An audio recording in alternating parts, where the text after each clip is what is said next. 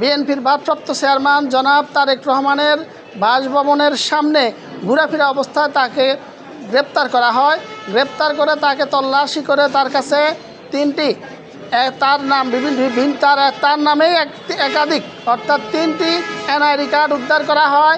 তার একাধিক অ্যাকাউন্ট তার নামে বিভিন্ন ব্যাংকে আছে। এই সমস্ত সন্দেহজনক কারণে তাকে রিমান্ডে নিলে সে এখানে কী উদ্দেশ্যে এসেছে, যারা বাংলাদেশের আসন্ন নির্বাচনকে বানচাল করার ষড়যন্ত্রে লিপ্ত আছে তাদের কোনো চক্রান্তের অংশ হিসাবে তাকে এখানে পাঠানো হয়েছে কিনা, এই সমস্ত বিষয় উদ্ঘাটনের জন্য তাকে রিমান্ডে নেওয়ার প্রয়োজন।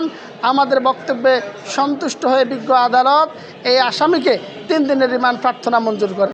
অদ্য সিএমএম কোর্টের 5 নম্বর আদালত জনাব জসিতা ইসলাম স্যারের আদালতে গুলশান থানার জালিয়াতি এবং প্রতারণার মামলায় এই মামলার আসামি ইনামে হামিমকে উপস্থাপন করে অত্র মামলার তদন্তকারী কর্মকর্তা 7 দিনের রিমান্ড প্রার্থনা করেন।